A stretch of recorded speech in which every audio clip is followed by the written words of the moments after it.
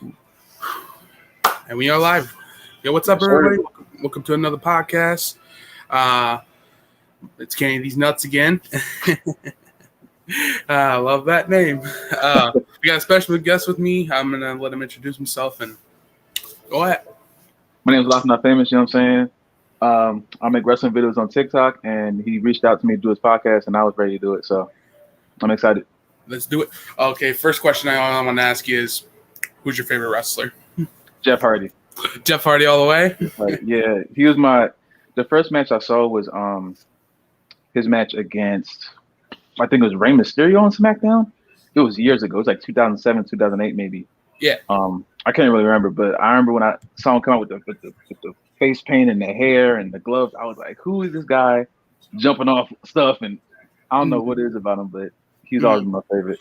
So you didn't watch like WWE like back then? Like you didn't watch like Kurt Angle, John Cena, or anything like that, or something like that? I didn't start watching that stuff until I was about like 10 because I didn't start watching wrestling until I was about 7 or 8 maybe.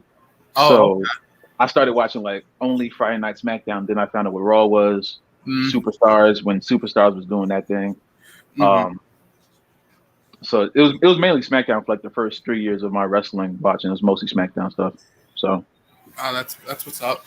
I was a SmackDown guy myself. I watched SmackDown because of Eddie, of course. Because Eddie was my favorite wrestler of all time. Man. But like he's like number 3. My top number 1 will forever be Stone Cold Steve Austin. Legend. He's to Eddie. I'm sorry, but it has to be Austin. That's I'm telling you, man, one of the greatest wrestlers of all time, bro. He is. He really is, man. Yeah. So what I also want to know is, what were your thoughts on this year's WrestleMania? Man, I knew this question was coming. All right. So I went live on TikTok when I was watching it. Week one. I mean, not week one. Night one was cool. Oh, for sure, bro. I loved night one. Night one was like everything I was expecting for WrestleMania. The electricity in that arena and all that.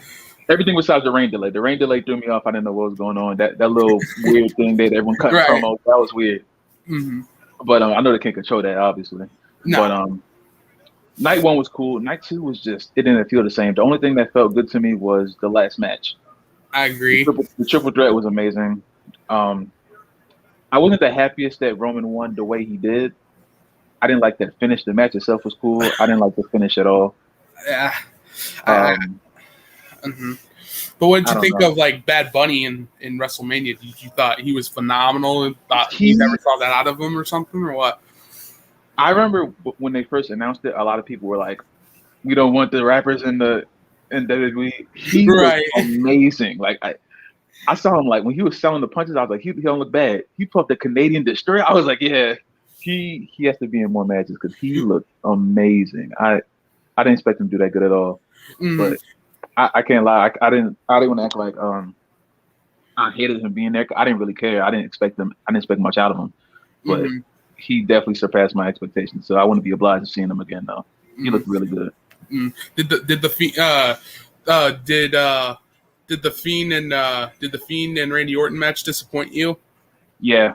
The only cool thing about that was Alexa come on the big box with all that stuff coming on their face. That was cool. Yeah, that was dope. But I disagree. What I thought would have been cool is they would add a stipulation to this match, because this kind of reminded me when like Triple H and Randy Orton faced at WrestleMania 25. They didn't have no stipulation.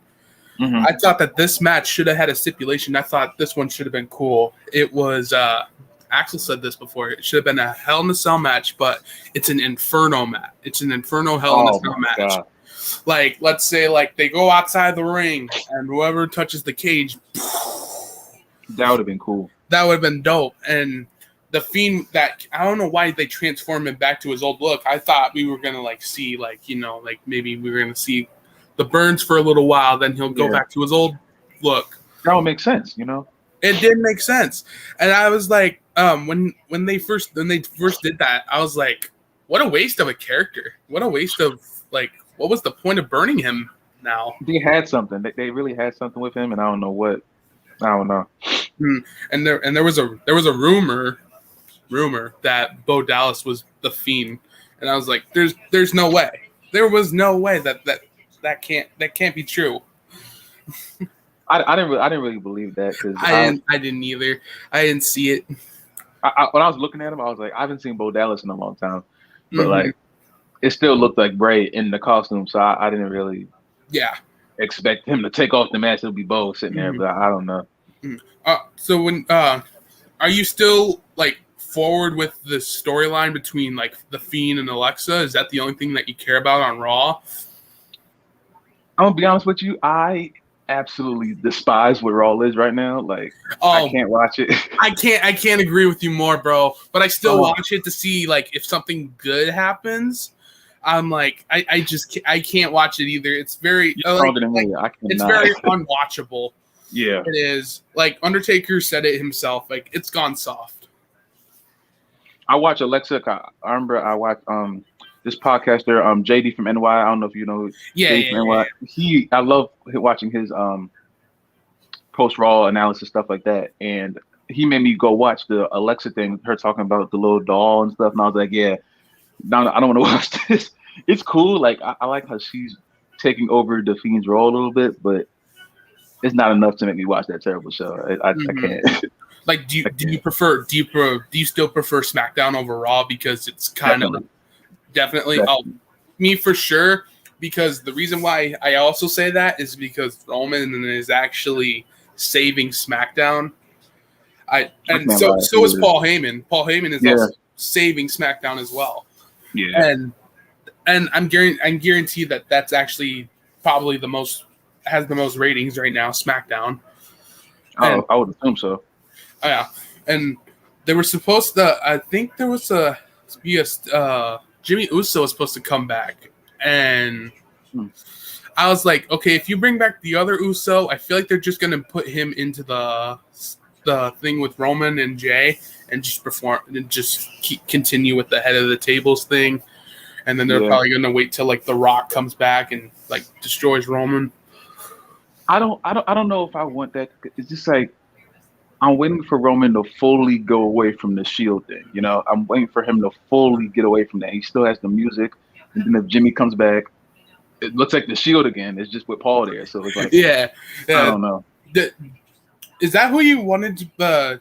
That was supposed to be the first. He was supposed to be the person to turn heel. Who? Roman. Oh well, he was supposed to turn on the Shield. I think that would have worked better. Well, exactly. That would have changed.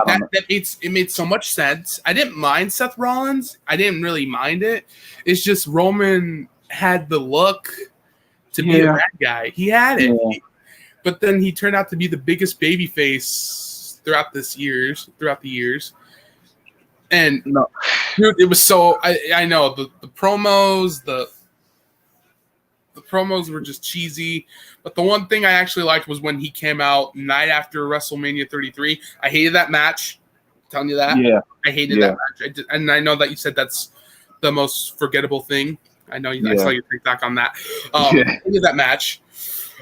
He went out there in that crowd. That crowd was booing him out of the building, and he said, "This is my yard now." And I was like, "You should have been the heel right there." I didn't like him at that point, but that was a cold-blooded promo. I loved it. Mm-hmm. Like that was good. That was good.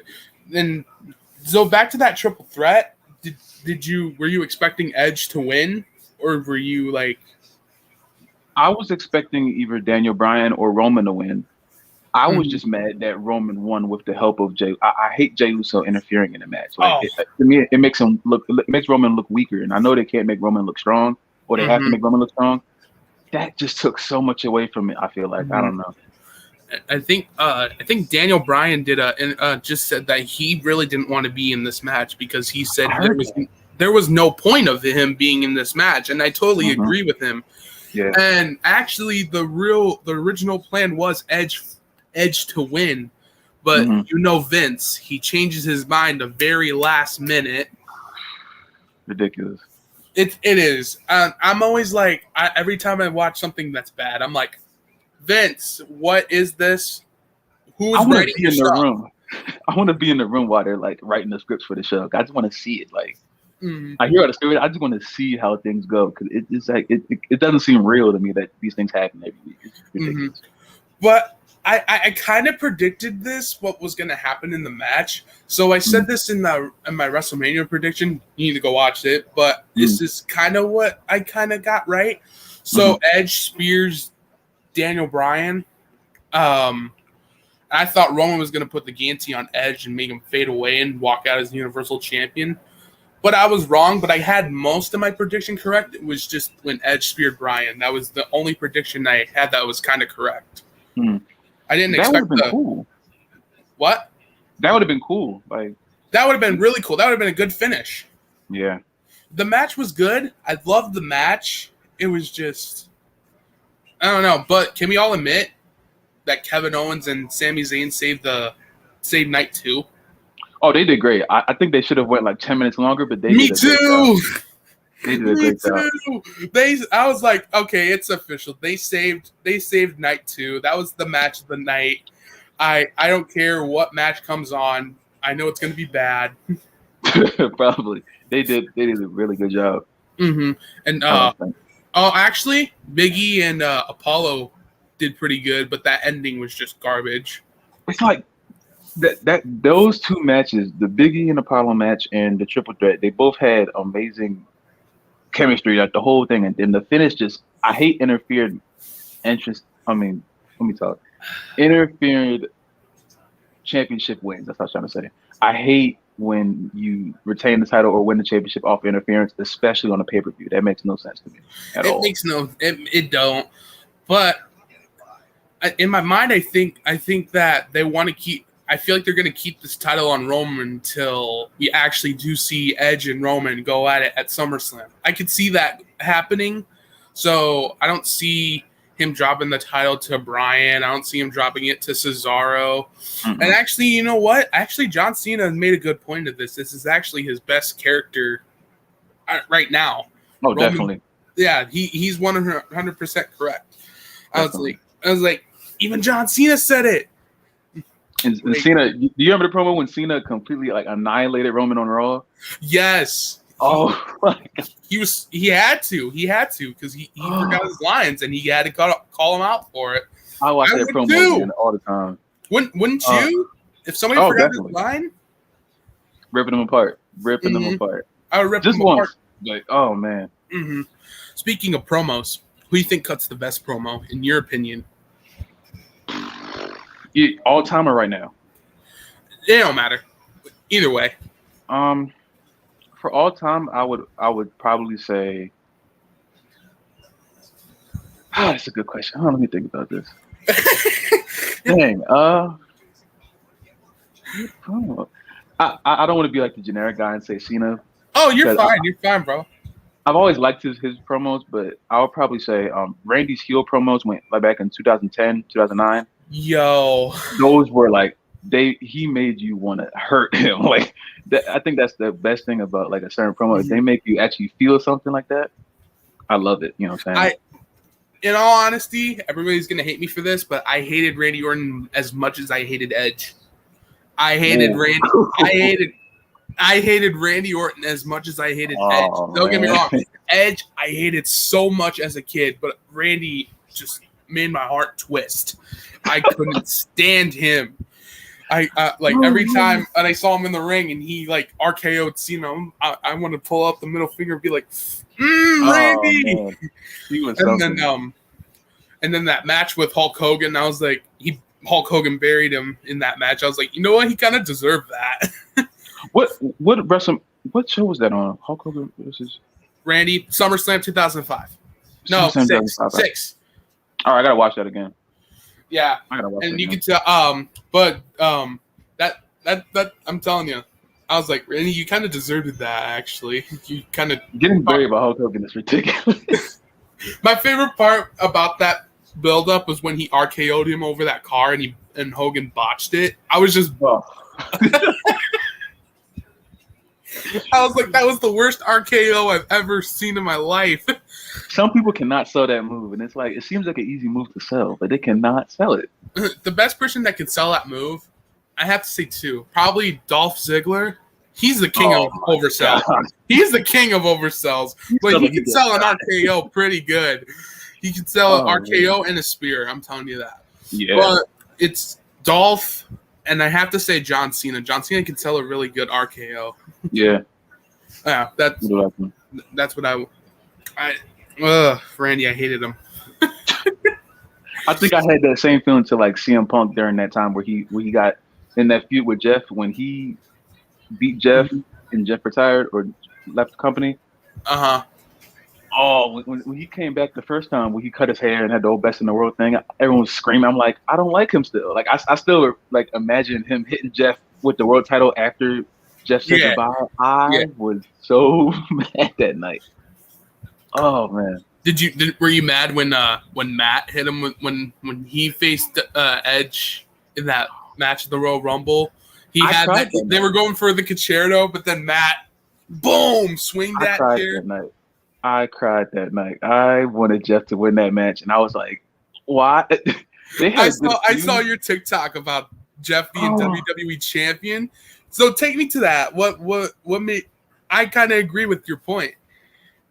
I remember watching. I think that was Armageddon where he won. Yeah, Armageddon with Triple H and Edge in a triple threat match. Yeah, that was an incredible match. Oh my! It was so great. I think that's what really pushed me to be more of a fan of him just after that whole match, after the fact that like no one expected him to win. Mm-hmm. And then I don't remember anything that happened after that. Like I remember him coming on SmackDown doing the fireworks and all that. I don't remember him losing. I don't remember him losing. Like I don't remember whatever match he had to lose that championship. And I can't think of it. Like I have to go watch it, and I can't remember. I just remember him winning, and it's like he deserved so much better than what he got from this company. I think so much better. Mm-hmm. That's what I got from watching TNA and stuff. But yeah. I mean, wait, is that why you left? Did you stop watching WWE and went to TNA because of Hardy left? I stopped watching Raw.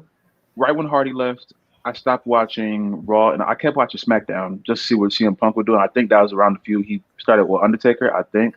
I love Undertaker. He's on my top 10. I don't care who you are. I don't care what legend you are.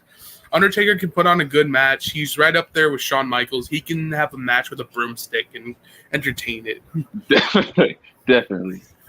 But yeah, I think I started right after Jeff left. I got news that he was going to TNA, and I remember we came on TNA and they had their big whatever they called their steel cage match. That big red cage. Yeah.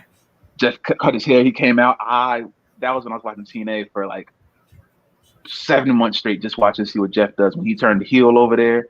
Mm-hmm. Jeff's heel running TNA. I don't think if he did that in WWE, I think he would have got much more attention, like in the wrestling community. But a lot of people didn't watch TNA at that point.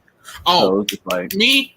I loved TNA back in the day, bro. Thank you. I loved it. No, I loved Samoa Joe, Jeff Hardy. I loved Kurt Angle. I followed Kurt Angle when he left WWE. I loved Kurt Angle no matter if he was a heel or a babyface. Loved him. Oh my goodness. My favorite TNA wrestler is a Monster Abyss, dude. Bro, I don't care what wrestling company you are except for WWE. A Monster Abyss was my favorite. A lot of people would be like, "Oh, he's like a knockoff brand of Kane." I'm like, "Dude, shut up! No, he is not." No. I wanted him to fight Kane, but when he was like doing that thing with Stevie Richards when he was like the he had the white jumpsuit on. Oh my goodness, that was he looked like a monster. I thought he was so good, and I was like, and he's not that terrifying. He had some funny moments, but yeah, I love a Monster Abyss. Do you remember? I don't know. I remember what year it was. I want to say 2012. I might be wrong. Yeah. Okay. Abyss started to come out with the 2x4 with the nails sticking out of it, and he hit RVD with it. Yeah. It looked like RVD died. I was like 12 watching that. I thought he murdered RVD on TV. I was so confused. That was so well done. Oh my god. Just TNA nowadays, Impact. It's called Impact now. Impact nowadays, it's okay. It's just now it's not as great as it used to be back then. Bro, yeah, you have no idea. I loved TNA when, like you said, when Kurt Angle left. I was devastated when he left. And then I found out that he went to TNA, and I was like, oh, man, he's still looking good. And I was like, and he's still not off them perks. He was going crazy. He was a monster, no matter if he was on the pills or not. In 2006, Kurt was a beast. He was a monster. He had the world heavyweight champion around that time. I love that belt. That TNA belt. Oh, I love that. That's a quality. That belt is gorgeous. But it's not up there with the WWE World Heavyweight Champion, though. No. No way.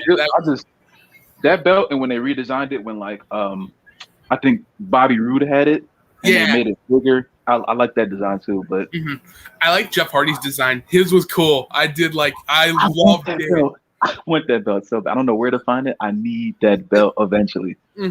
Like, you want the actual thing. You don't want like the replica that you see at Walmart and be like, "Hey, look, there it is." I want the one Jeff held. I want the one that he had. I'll pay any. And then you want him to sign it right when you meet him. You'd be like, "Jeff, sign my belt."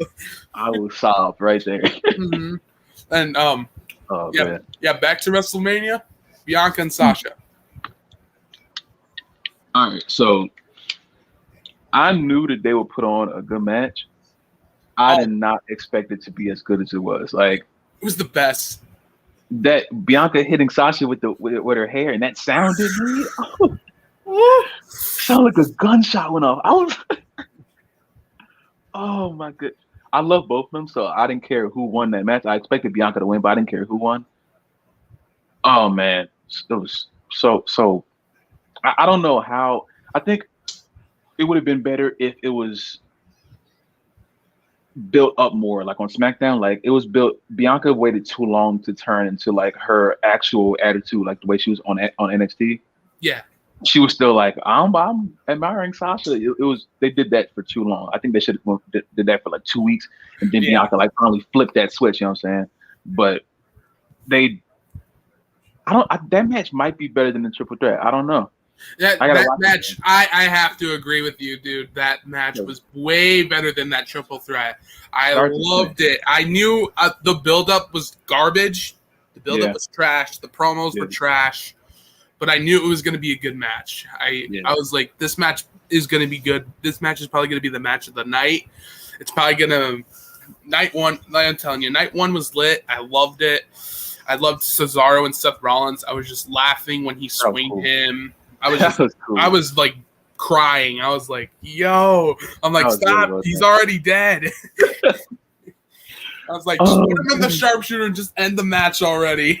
That was really good. I like what Seth Rollins is doing right now. I didn't like him before. I like what he's doing right now. Oh, yeah. You have to agree. Seth is a better heel than a babyface. Definitely. Yeah, no matter. Yeah, I don't care who you are. I don't care if you like Seth Rollins. He was so much better than a heel, than a babyface. Like, definitely. Don't ever be a face again. Please don't. It was terrible. Like Randy Orton. Should never be a face. Should never be a face. It's terrible. Don't do it. Don't do it. Randy with the beard. Randy with the beard was something, though. Randy with the beard. It hit different. Randy with the beard. Oh, man. Did you, since we're talking about Randy, what were there moments that he made you cringe? Like, the sickest things that he has done? I remember I was really young and I was watching it with some of my friends, and when he kissed Stephanie, where she was like, he RKO'd her, then he kissed her, that was like disgusting. I never wanted to watch something. It was so personal, dude. It was I didn't want to see it, you know? Like, yeah, you're probably like, I don't want to look. Did he kiss her? I like he had Triple H handcuffed to the rope. He's like, I love that. And then he came to his house. The one thing that made me cringe about Randy, you're gonna hate it, when he attacked Jeff Hardy, and when he took out his ear thing and put his finger right into it and started twisting it, I was cringing like crazy. I was like, oh my god, no! I'm gonna tell you, I did not watch that match, but when someone told me, he was like, hey, Randy put his hand through Jeff's ear. I'm like, what are you talking about? I watched that. I'm like, Why? Because he had the earlobes, whatever the heck they are. Big gauges, whatever. Yeah, and that was cool. Yeah, he put his finger right through his. Yeah, I'm like, oh my god! And the audience was disgusted as well. I was like, cool. It was disgusting. I was like, that tells you that Randy Orton's one of the best heels in the company, hands down. No matter who you are, well, I have to disagree. The number one heel is always going to be Vince McMahon, of course. In and outside the ring, always the heel. Yeah, always the bad.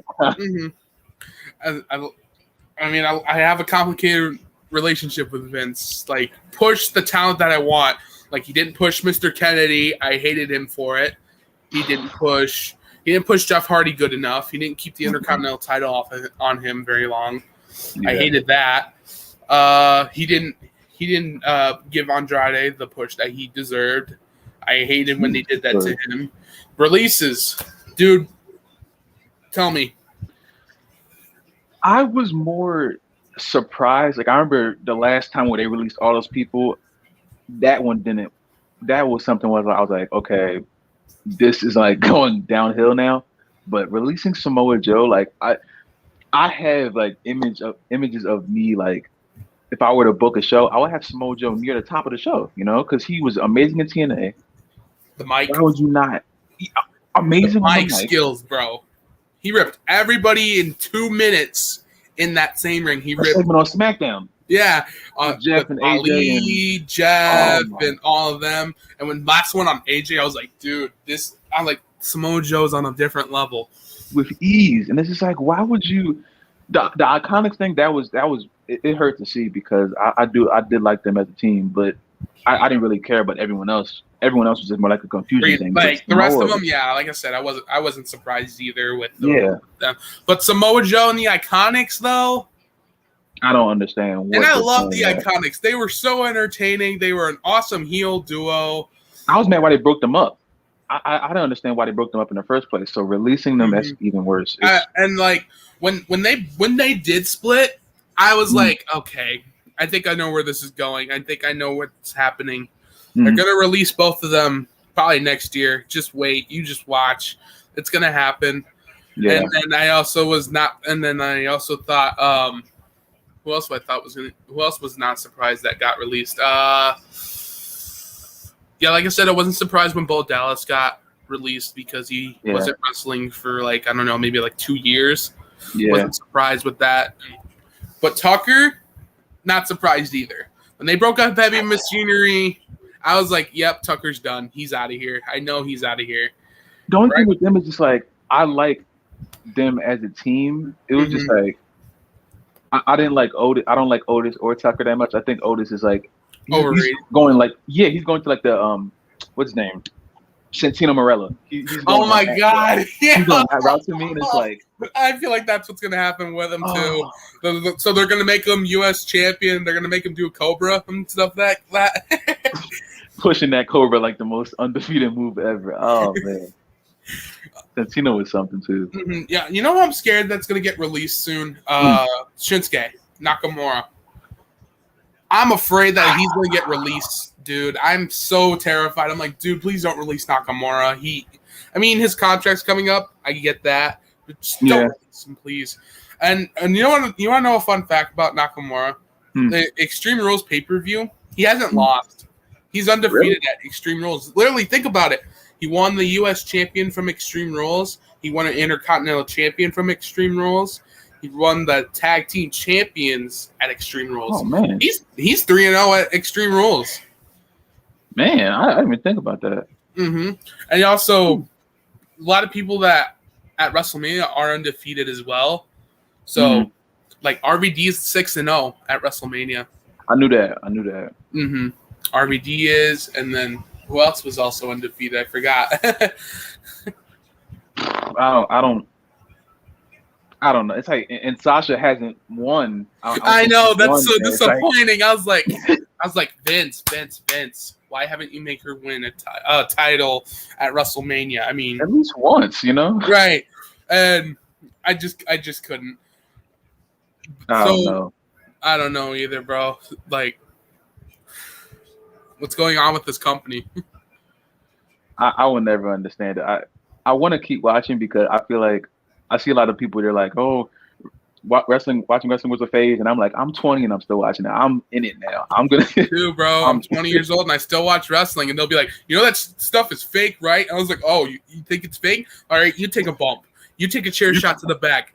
You go through a table. You get falled off a ladder. You see how it feels. You get back up. Yeah, you get back up and see how it takes you to get back up. I'm also be like, get hit with a kendo stick. See how it feels. Get hit with Bianca's hair and see how. Yeah, get hit with Bianca's hair. Get swinged by Cesaro. Get Sweet Chin Music by Shawn Michaels right after he kicks Stan. Oh, Stan. Oh, I'm watching that. Why he kick him? I just kicked Stan. Oh my goodness, he was great. Mm-hmm. Okay, here's one. The Hurt Business. When they broke them up, how did you feel? I remember this is around the time where I started to like stop watching Raw, and I remember someone told me about the Hurt Business, and I'm like, okay, this might be something. They were running the show for like those few months, you know what I'm saying? Yeah, and I loved every single bit of it. I loved it. They had all the gold. Yeah, because Bobby was the U.S. champion, and then I think Cedric and Shelton were tag team champions. Yeah, I think. I was like, but Bobby was WWE champion, and Cedric and Shelton had the tag titles. But I was like, if MVP was not injured, and if he had the United States champion, the Hurt Business would have been unstoppable, bro. Oh my gosh, I wanted him to wrestle. But at the same time, he was doing much better as a manager. So, and I didn't want him to get hurt again. So he was doing everything that he predicted, though. Everything that he predicted for those three men for the future, and he proved something to that, and he wanted to make sure that they had a good career. But and I remember that I read that Vince wanted them to break up. I don't know what he has against with breaking up tag teams, honestly. I really don't understand it. And like MVP and Bobby were like, "No, we don't want to break up. We're doing so good. We're carrying the show. We have most of the gold. There was no tension. It was like, we don't want to break up."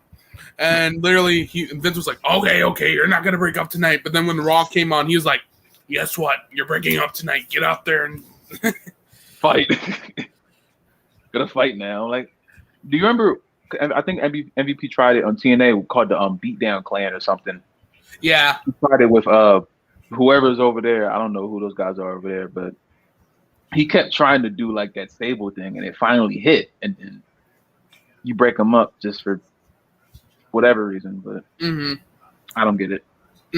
But when they did break up the Hurt Business, I was like, right before WrestleMania, are you serious? And I was like, okay, you could have broke them up after WrestleMania. I don't have an issue with that, but you had to do it right before. They fell apart. Those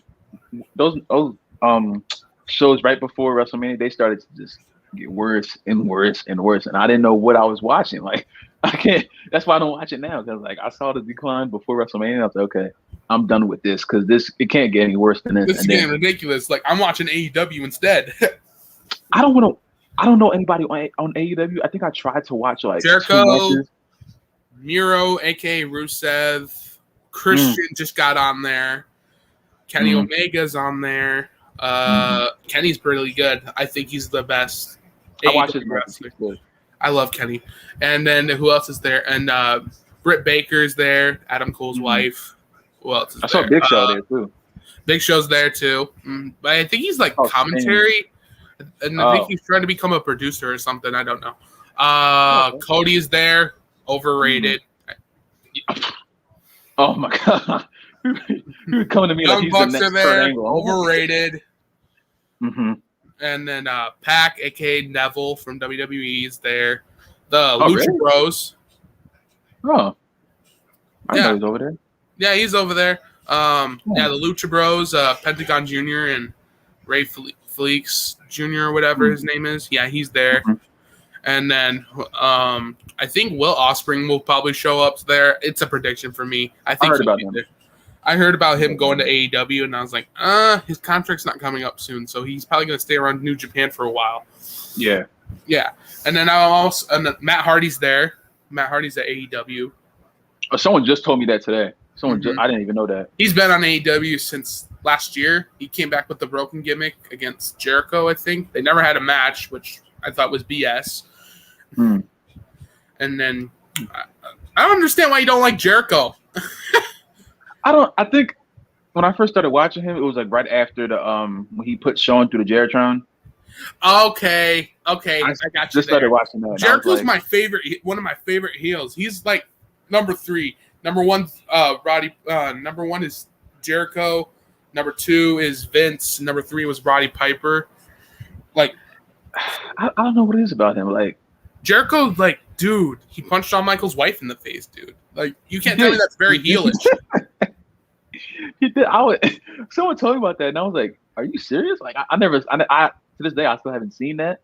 But like, I remember a lot of people have told me about it. When I tell people I don't like Jericho, they're like, "Whoa, why?" And I'm like, he threw Mitch at Dean Ambrose, the plant. He threw Mitch.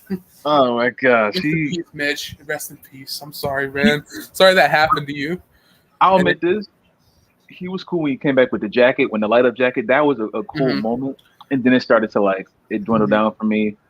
And his match with Rey Mysterio, I don't know what year that was, but 2009. That's it. 2009 was a good year. It was a good year. I liked 2009. I liked 2009, but then it was also PG, which I really didn't care for PG. Yeah. I prefer Ruthless Aggression way better. Understandable. Because the reason why I liked Ruthless Aggression is because they got away with so much stuff. You know, they got away with Boogeyman eating Jillian's mole off of her face. They got Biggie Big. They got Ric Flair having doing the limousine. Yeah. And what else they got? They got Mick Foley and Edge spearing through a flaming table. Man, it was so good. Amazing spot. It was so good. And then you had Eddie Guerrero. Amazing. Yeah, I loved Ruthless Aggression era way more than any other era. I mean, I loved the Attitude Era, but I'm sorry, Ruthless Aggression era hit another level. That was really, really good. It was a good time for me because, there was Batista running SmackDown. There was John Cena running Raw. Dude, I love my brother. He liked Batista. Mm-hmm. That was his favorite wrestler, of all time. Mm-hmm. I disagree with him because, I was such a Cena fan right after Eddie passed. I told him, no, John Cena's better. I was a Raw guy back then because there was John Cena, there was Shawn Michaels, there was Triple H, there was Rob Van Dam. Dude, RVD, dude, man. I liked his TNA run a little bit more, but he did really good work in WWE. I loved his ECW stuff when he was going hardcore. If you haven't anybody who's watching this, if you haven't seen Rob Van Dam versus Cena at One Night Stand, please do. That. He got booed out of the building. Axel's actually gonna hate me. But that was the same night when Edge speared him through that table, hit that 5-star frog splash, hit the 1, 2, 3. Yeah, it was different. Part of me wishes Cena won just so I could see how people reacted. I feel like they really would have tore that place apart if Cena won. Oh my God, Cena probably wouldn't have. I have to agree with Narcolepsy said. Cena probably wouldn't have made it out of the building. He probably wouldn't have made it. He probably would have made it back in backstage. If he made it back to West Newbury, wherever he's from. yeah. He probably he's like, he probably would have been like, I should have just stayed at Raw. And you know who else got booed out of the building that night? Randy Orton too. He got booed so bad that they wanted Kurt Angle to break his ankle again. He broke his ankle. Crowds aren't like that anymore. Crowds are not like that anymore. No, and that's the crowd. That's the thing. The wrestling crowd is just so toxic. Yeah. They're so they're so sensitive on certain things. Like when Braun Strowman and Shane happened. They're like, this storyline shouldn't happen because it has to do with bullying. He's calling him stupid. I'm like, are you serious? I had no opinion about that. 'Cause I wasn't even watching it. It's okay. Please don't. It was the buildup was so garbage. I hated it so bad. My God. Yeah, I think Shane has been getting. I didn't like when. You remember when they had that whole best in the world tournament thing, and then oh Shane my won, God. and Shane became the best in the world. I was like, what? I was waiting for CM Punk to come out when he said, "I'm the best in the world." Literally, was there any point of your mind that CM Punk would come out when he said, "I'm the best in the world"? Literally, you'd hear. As soon as that, like, he put on the back of his shirt, I was like, all right, I don't like Punk that much, but you have to bring him out now. Like, you have to. You can't let Shane just run around saying he's the best in the world for however long that was. Right. Oh, my goodness. When you watched CM Punk back then, when you watched his pipe bomb, did it make sense? Oh, yeah, that was when I started to, like, finally understand what he was going through before the Jeff thing. Because, like, before the Jeff thing, before and, like, after the Jeff thing, I totally disliked him. But, like, talking about when he was, when I saw that he was, like, on the car when Cena came out, and one of the, I think it was WrestleMania, I forget what WrestleMania that was, but he was on the car holding one of the little prop guns when Cena came out, and he was like from there to like the ECW run, then the SmackDown. It was like all that stuff happened in between, and they never gave him the shot that he deserved. You know what I'm saying? So I was like, I understood it, and that was a weird moment because I feel like that was when a lot of things shifted in the company. You know, a lot of things like shifted right after that. And I watched his promos where like when he was doing the whole contract dispute with Vince in the ring. Yes, dude. He made so many points. He made so much facts, dude. I loved that moment when he said when he mentioned a lot of people that he fired. He's like, you fired no, this was the one. Yeah. He's like, you fired Cole Cabana and all of them. Like you David Hart Smith and all them. And he goes, they deserved it. They deserved it. And he was going at it with Vince. And I was like, oh my goodness. Dude, like CM Punk, dude, his pipe bomb brings me it, dude. You have no idea. His pipe bomb makes so much sense now. What wrestling looks like nowadays. And when he said this company will be better after Vince McMahon's dead, and I was like, okay, I don't praise death on nobody, but whoa. It was like I think he worded that wrong. Like I don't like the whole like death thing. Like if you would have said like when he retires, but I understand like the raw emotion that was something. So he said that out of like anger. But like when Vince retires, it's gonna be a much better company, you know? Yeah, because you know who the company's going to. Yeah. And I like how Triple H and I think William Regal's over at NXT. I like what they're doing over there from what I see. So it's just like, oh, bro, I want to be obliged to that.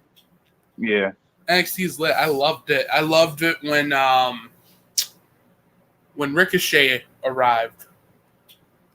Can we please talk about how Ricochet is the most misused wrestler on that roster? Yes, I know. I say this to myself all the time. I'm like, Ricochet is not appreciated like he's used to be. Like if he go back to NXT where he was like the mega star that he was, dude, he would have that division would have been his. He had I remember when he first came in, and I think he was in. I might be wrong about this, but someone told me that he was Jigsaw. I think. Mm-hmm. I think Jigsaw might have been somebody else, but I remember someone was talking about either he fought Jigsaw or he was Jigsaw. Mm-hmm. But he was doing amazing work. He was doing things in the ring that I haven't seen a lot of people do in years. And it's just like he got to WWE, and I remember he got fed to Brock and lost. He was just getting the whole retribution thing and whatever they were trying to do. Dude, that's also another thing I want to ask you. Retribution. Bro, I knew that this group was going to be bad when they got buried and got their ass handed by the Fiend. Oh, my gosh. I was like, it reminded me of when that one Raw when Cena got fired and he came back and just killed everyone on Nexus, like in that one night. That's what I thought was going to happen. It was like, I believed in them when I first saw it, and then over time it was just like, yeah, this is not going well. Yeah, the Nexus thing, knew it was gonna happen. Right around when SummerSlam happened, when he beat Wade Barrett, made him tap out. I was like, when I look back at it now, I was like, yep. Vince gave him that golden shovel. He was like, they gotta go. Very away. Wade Barrett's not gonna be WWE champion no more. He lost his push. He could have been. Nexus could have. I remember that night when they just tore up the whole Raw arena, and I was like, "What is happening?" Like it didn't even seem like it was like part of the show, you know. I thought Cena was dead. Yeah, and then like over time they were just beating other people up, and it was like, it was part of it was like, I knew that over time they were gonna just start releasing people off the group. There's like people like Michael Tarver, who was amazing, Justin Gabriel, who was amazing, Heath Slater, the big dude, I forget his name. Ryback is the most unprotected, unsafe worker ever. He reminds me of what Nia Jax is now. Before the my whole thing happened. Yeah, before that. When she said that, dude, I was like, I don't know if that's gonna beat my balls when Tad's got hit in the nuts with that cheese grater or whatever. Oh. And he goes, "Oh, my balls!" But I was like, I don't know if that. I feel like that's right up there with Taz. No, with Bully Ray saying, "Oh, my balls." He was so good too, but I didn't expect her to like say that. Like I remember I was watching it, and I don't know why I picked that random night to watch Raw, but like I never liked her. The funny fact, when she said that, dude, 24 hours later, they censored that word. She just said my whole. Literally on the WWE Network, you watch that match. She'll say it, but then they'll censor it. Wow. I was like, how's that bad? Like she literally just said my whole. She didn't say the whole word. You could have said much worse. Yeah. Man, I think she could have been cool. Like, she reminds me of what they were trying to make Karma. Remember when Karma first came back? Yes. And they were teasing that whole like gonna come out and destroy the Bella Twins. Yeah. And then I think she got pregnant and then she just left the company for some reason. But Vince didn't like her that much. He lost the push for her. Karma was actually Kong was supposed to face Beth Phoenix. I would have liked that. I would have watched that too. I would have seen that go. I wanted to see that happen too. That would have been a good match too. I would have really liked that. I don't know what. I think that's what they're trying to do with Nia, but then Nia is just like, I think they sent people to like I remember there's a report that Keith Lee got sent back to the developmental center, and it's like, as good as he is, why are you sending people like instead? You should be sending people like Nia, who has potential but is consistently injuring people, dropping them on their heads, dropping them on their face, and it's like, yeah, like you have to send Keith Lee back to training. Like what? Yeah, and he was really, really good. You know, so I loved Keith Lee, dude. Were you angry? Were you upset when they changed his theme? I didn't notice. You didn't notice, dude. When they first said "Bask in His Glory," and when the whole song didn't go through, and they remixed it or whatever they did, I was like, they did not just change his theme song. They did not just like Booker T. You didn't do that. Tell me they did not just do that. I was so angry, dude. I was like, this dude's gonna be buried so bad. They just changed his theme song. They changed his attire. Like, dude, this guy's gonna be buried. Like, he looked ridiculous, and I'm like, I didn't notice the music changed, so someone told me, and I was like, oh, okay. But what could have saved his career when he had that title opportunity against Drew? He could have joined the Hurt Business at that time, dude. Was there a mind that you thought about that too? Like Keith Lee could have joined the Hurt Business, and that could have saved his character. That could have saved the Hurt Business, probably. But I feel like at the same time, if Vince already had in his mind that he was going to break them up, having Keith Lee there too, it probably wouldn't have ended well at the same time. So I mean, but I think I just saw this exclusively. It was Braun Strowman challenged Keith Lee to a match at WrestleMania Backlash. I don't know why they're calling it that. Oh man, I don't even know if I want to watch that show. I wouldn't want to watch it either. But the one thing I would probably be like, just break the ring. We just want to see that moment. Pretty much that's it. That's the only thing that we're probably gonna see. Can something good happen? Can we see something close to? Oh man, I would love to see that. But I don't think they will. But like, I hope. Like, I don't know, bro. Like Keith Lee, he could have done so much with the Hurt Business. This is what I thought was gonna happen. So the Elimination Chamber, he was supposed to be in that triple threat match with Riddle and Bobby. Yeah. What I thought was gonna happen, in my opinion, was I thought Keith was gonna help Bobby win the title. Like he's gonna fight. He's gonna fight pretty much all three of them, both of them. He's gonna fight in the match. But like what I thought about the finish was they're both standing in the ring, exhausted from beating the heck out of each other. Riddle walks towards Bobby. Keith Lee turns him around and does that spirit bomb and tells Bobby to get the pin. 1, 2, 3. Keith Lee would have joined the Hurt Business right there. I would have liked that. That probably would have worked better than whatever they tried to do with him. It's like they have certain superstars on the roster that will be really good if they just let them go. You know what I'm saying? Like just let them. I think that's what, like, when Vince retires, if he ever does retire, it's like they need to cut out the whole booking promos. Like some people just need to. We're gonna give you 5 bullet points. Go out there and just talk, and it'll get it over more. I think that's what they're trying to do with Roman. I think Paul is helping Roman with that more. But it's like his promos are doing not too bad. I've seen him talk a few times, and his promos are okay right now. It's just he's just got to work on it more, and pretty much he's got it. Then pretty much he'll have it. He has the look. He has the strength. He has all that. All he needs is just a little bit more mic skills. Pretty much Roman Reigns is going to be a top guy like he is now, but like he'll be more like right up there. A new song, a new theme, please. Change that theme for real. I don't. He wanted to change his theme, but they don't have any idea what to give his theme to. Better not be something bad. They can go the whole route. They can use his like Simone heritage and try to do a song like, remember Umaga's song? Yes. They could go that route. But it's like I don't think they're gonna break him away from the whole Shield thing yet. Umaga, it's a shame that they forgot about him, dude. Was I tripping, or like they forgot about him dying? Like that's what I thought. I don't remember. Okay, here's what happened. Vince knew he died. He just didn't want to release it to the universe. He didn't want to like throw out a tribute or something. He didn't want to do that. He wanted to keep that like privately for some reason. I don't know.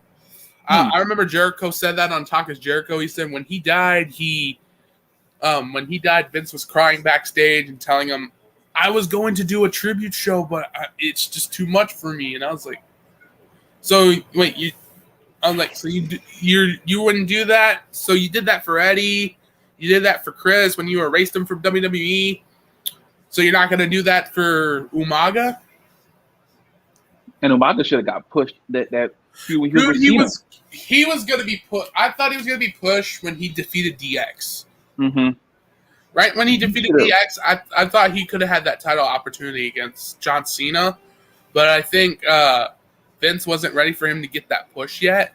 I was like, okay, maybe next year he's going to get that title opportunity against Cena. He got his opportunity against Cena at the Royal Rumble, which I thought was a good match. Very underrated Royal Rumble match. He beat the living crap out of John Cena.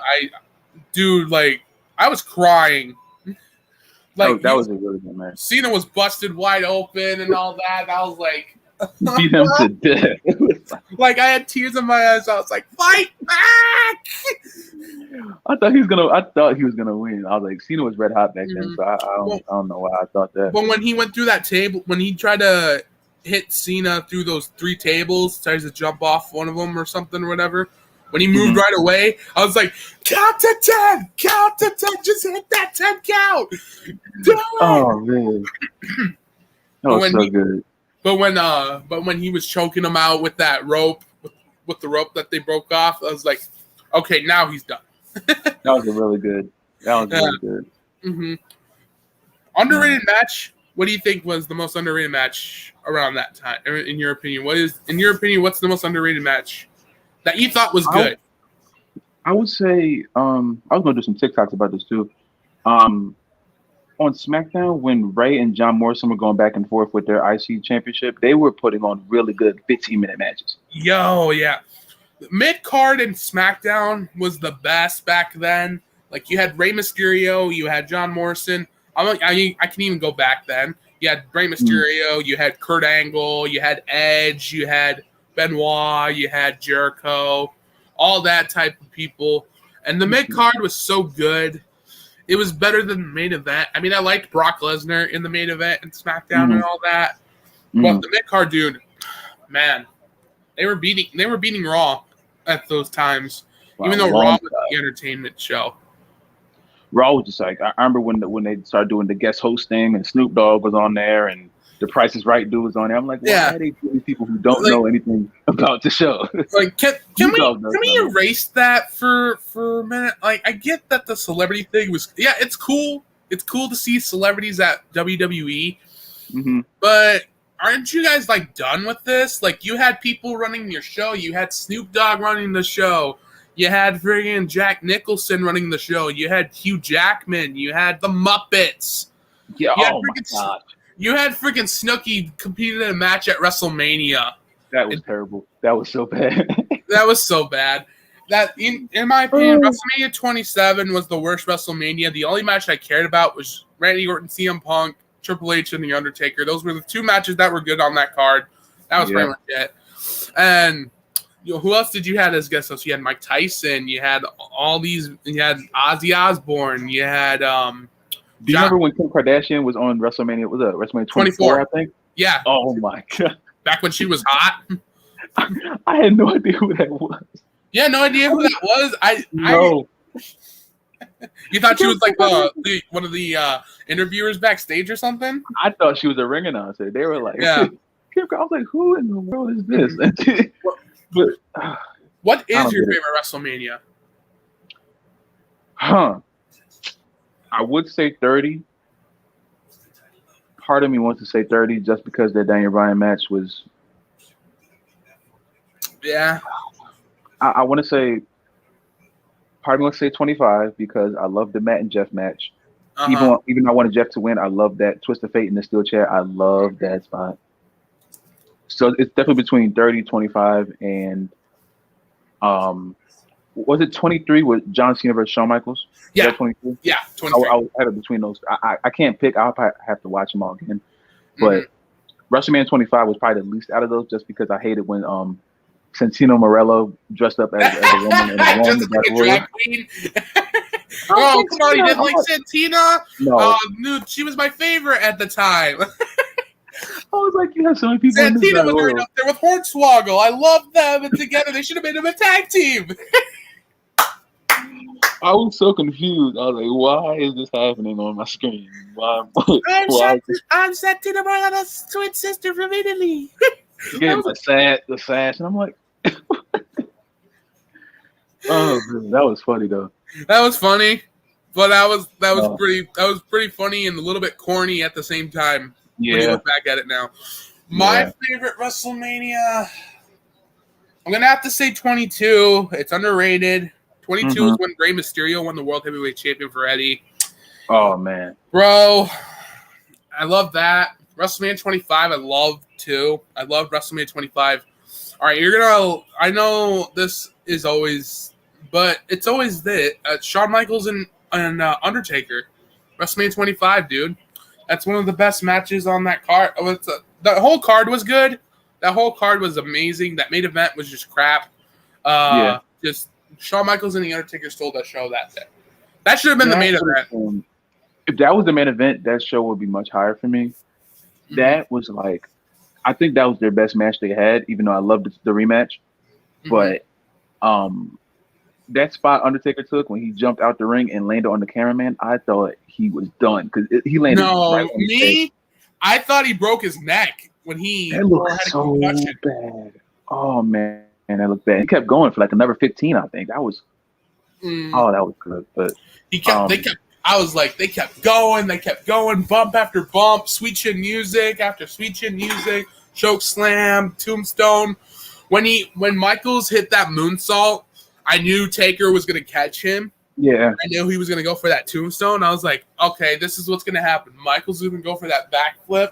Taker's going to catch him and hit the tombstone. 1, 2, 3. He was 17-0 at the time, I think. I believe so. Yeah. 17 or 18. 16. I think it was 16. 16? 16-0. Okay. And then, yeah, do you think that Sean should have ended the streak?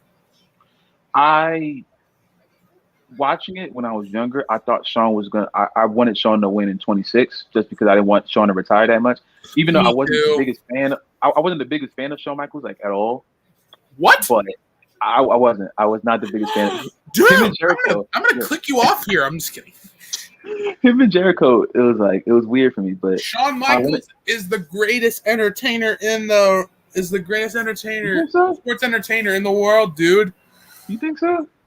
Yes. Shawn Michaels is the greatest sports entertainer in the world. I respect when people say that because his matches were great, but it's like I don't know why I can't put him over Undertaker. I can't. I want to. Okay, I understand that, but like, can you put him over like Hogan and all them type? Oh yeah, I can put him. Definitely. You put anybody over Hogan. Like you could choose Ric Flair over Hogan. Hogan had a leg drop as his finisher. I can't. It was Hogan had a leg drop as a finisher. No. I mean, the leg drop wasn't it, but then Ric Flair had the figure 4. But that always look like it hurt. Like that looks hurt. It does really, really bad. I watched it in one time. It actually does hurt. Yeah, I refuse to die. Oh man, that a lot of submission moves. I used to have a trampoline in my backyard and used to play a lot of wrestling. I would do the figure 4 leg lock a lot. And I would put the sharpshooter in, and I would actually get the sharpshooter on the right way, like how Brett does it. Like literally, I will turn my body and literally feel like I'm pulling the sharpshooters. But dude, back to Shawn Michaels. Yeah, back to the streak. You didn't think that he shouldn't have been in the streak, or? I think I would have rather wanted if someone were to beat it, I would say Triple H when Shawn kicked him and then the pedigree. I think that would have been a great spot to end it. I thought that was it, but for me, I knew Taker was going to kick out. Yeah, because I feel like he had to be 20-0. Like yeah. Taker wanted the streak to be broken, but he wanted to be somebody. Yeah. That's why the Brock thing just threw me off because I remember watching that and I was astonished. Like I did not expect it. I was gonna say, where were you when the streak happened? When the streak ended, where were you? Right in my living room, just watching. I was like, okay, then he's gonna kick out. And I knew Undertaker didn't look good throughout that whole match. And I was like, said it too. He doesn't even remember that night he had that concussion in that match.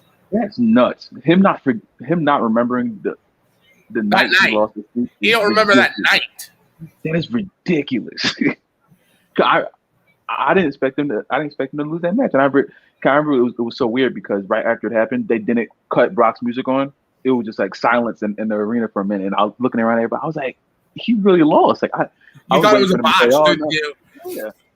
I was like, same thing for me when he hit that third F5, same thing. I thought he was gonna kick out. But when that 1, 2, 3 happened, I was like, that's top 10 moments. I was like, that's not real, is it? Did he just hit 3? That can't be a 3 count. That has to be a botch. And I was looking around like that guy's reaction, yeah. That caught my eye too. I was like, "Oh my god, he really broke the streak." That was a crazy match. It was a crazy night. Brian pretty much saved WrestleMania that night. Yeah. When Taker lost, dude, I was like, "Okay, Daniel Bryan better win and save WrestleMania, or this WrestleMania is going to be bad." And then I don't know. When Brock went back to stage, it was in the documentary. When Brock went backstage, he got emotional. He even looked at Paul, was like, "Did I really just ended the streak?" And then when Taker went backstage, he collapsed, and then he went to the hospital. Damn. And then Vince left WrestleMania and left everybody in charge backstage just to go be with The Undertaker. That's the one thing about him. He has some weird decisions now, but I can't deny his like devotion to like the company. You know, I can't deny that. When he retires, whenever that's over, it's just like I can't deny his devotion to that company because he will do whatever, you know. And it may be to like his default, not default, his demise now because people don't like him that much. But man, he will do anything for this company. It really it's really refreshing to see. I say because like I remember the whole thing with like TNA and the whole Dixie Carter thing, and I saw like she didn't it like she cared about the company, you know. But yeah, were you happy when Bully Ray put her through a table and you didn't see her like forever? I was tired of hearing her voice, so it was like when he did that, I was like, cool. That Tennessee accent, dude, I hated it too. But when Bully Ray put her through that table, I was like, "Thank you, Bully." Thank you. It was like her character just annoyed me. I didn't. It wasn't that accent. It wasn't where she was from. It was just she just annoyed me as a person. Her character was just annoying, and I was like, I don't know who this girl is, but more annoying than Gail Kim's. I like Gail Kim. I like Gail Kim too, but one of her characters was really annoying. No, it was Madison Rain. I was like, worse than Madison Rain? Was she the one that had that point in TNA where she had like the loaded glove and she was just hitting people with it? Yeah. It was either her or what's the other girl's name? Angelina Love, I think her name was, with the tattoos. Yeah. Right? Why'd they get rid of those tattoo titles anyway? They should have kept those. I don't know. I think I wanted some of the TNA women's wrestlers to come over to WWE because during that time WWE women's wrestling was complete garbage. I wouldn't put Gail Kim back to WWE because they did her so dirty, dude. Like, did you see what they did to Mickey with the trash Yes, bag? she exposed the business, dude. She exposed that dude. Mark Carano. I hated him. I never liked him. I never liked him. I about saw. Did you watch Total Divas? What? Did you watch Total Divas? Yeah, that guy. Yeah, I know his name, Mark Carano. I never liked him. He was over there talking to Paige and stuff. He buried Paige so bad, dude. Like he made her not want. She wouldn't let her like get a tattoo. They wouldn't let her put the women's title on her again.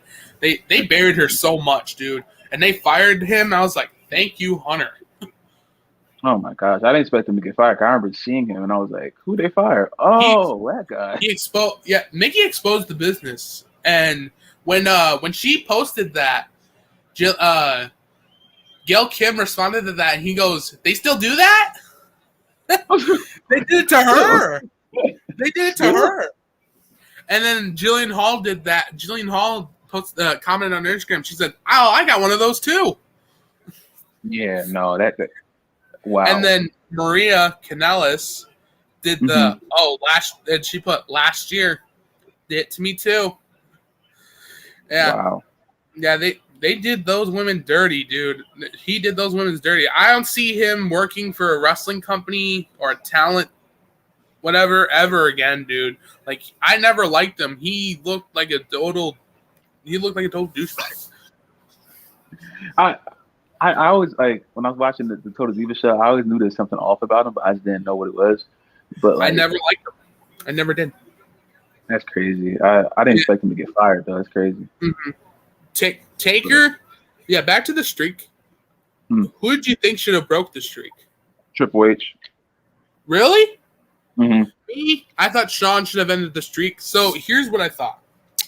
So if Shawn would have ended the streak, that probably would have made him the biggest heel, right up there with Vince and Jericho. Mm-hmm. Mm-hmm. And he could have had a title opportunity and get one last title run and maybe drop it to Cena around SummerSlam time.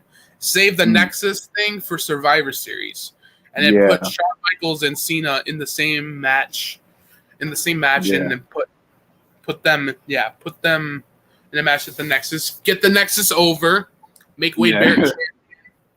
Yeah. And boom, right there. And Shawn still had that heel character, and then maybe like the year later or the year after that, go back as a babyface. Mm-hmm. Yeah, Sean. I didn't think he should have retired. He could have had one. He could have broke the streak.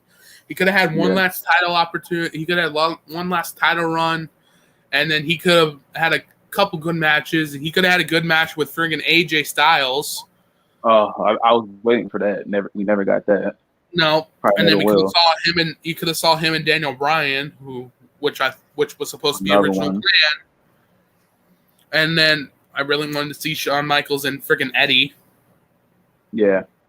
That's my dream match at WrestleMania, but Eddie's not here. Rest in peace. Yeah, rest in peace, man. But Shawn should have been. I thought Shawn should have been to the streak, but in all reality, I was like, what if John Cena ended the streak?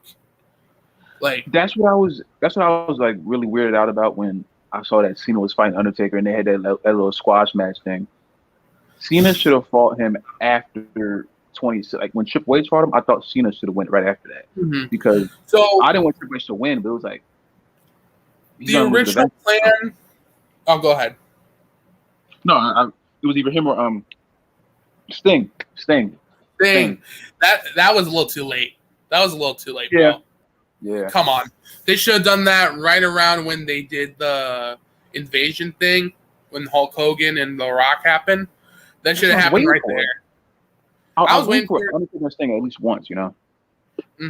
But it's too late. It's too late. No. But the original plan for WrestleMania 30, it wasn't Brock and Taker. Brock was supposed to face Batista. And Cena was actually supposed to face Taker.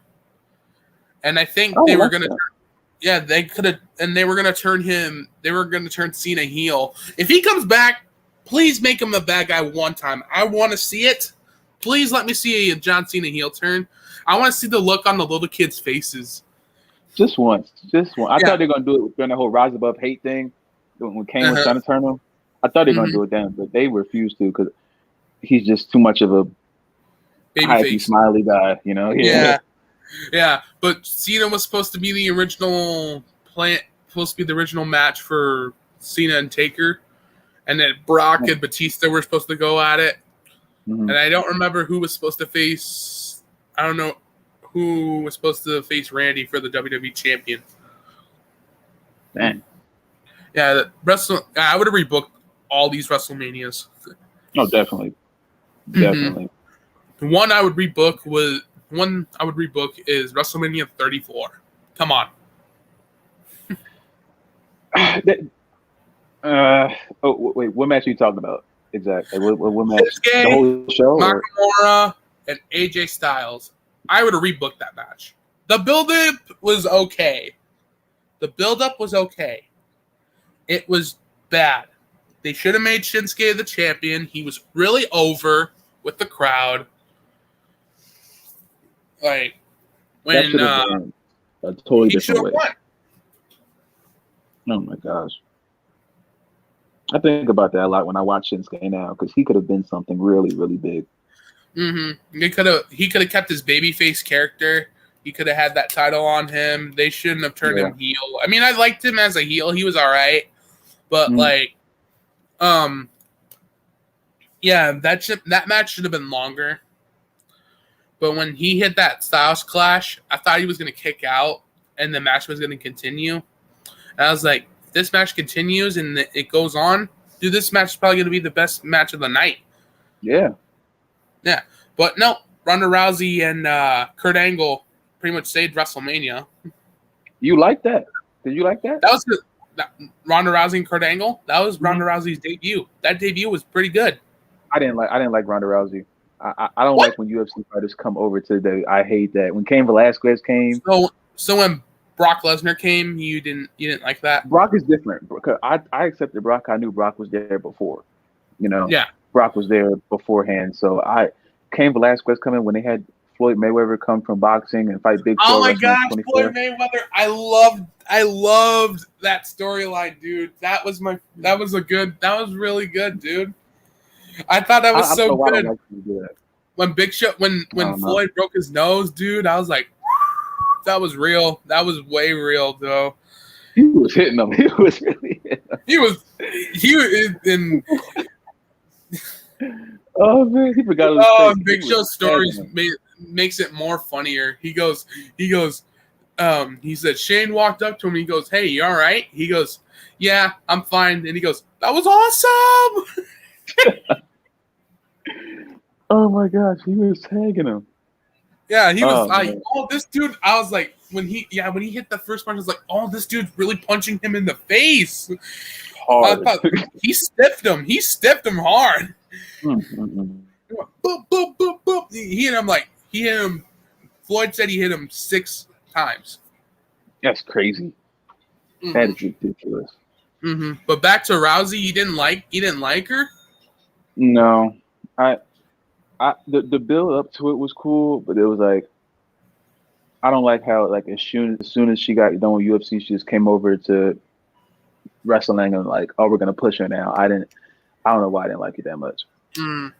Rousey. Well, the one match we all want to see is her and Becky go at it, and that should be the main event. That should have been at the main event at WrestleMania 35. We didn't need Charlotte Flair in the match. My God, I was so ticked off when Vince said. I was so ticked off when Vince says, "We need Charlotte Flair." I'm like, Vince, shut your mouth. We don't need Charlotte effing Flair. Don't get me started on her. I could talk about her for an hour. Overrated too. Right. Put her on the list with her, Cody, and the Young Bucks. Overrated. Oh my gosh.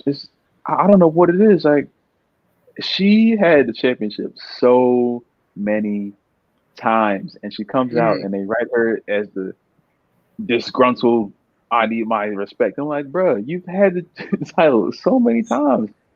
Repeatedly, you know? I don't know. I think they want her to be a 16-time women's champion like her dad, and like literally whatever. And I was like, I don't see it. I don't think it should happen. I hope not. I hope not either, dude. But like, Ric Flair had 16 championships over a long amount of time. Charlotte hasn't been in the company for that long, but she's been champion with like 12, 13 times maybe. Yeah. Not even counting the NXT championship. I think she won once or twice. But oh my gosh, I don't know what it is about her. It's like I feel like people like Ember Moon should have gotten what she got. Ember Moon. Yeah, I thought she should have had a women's title opportunity, dude. I thought Ember Moon deserved it way more than Rousey.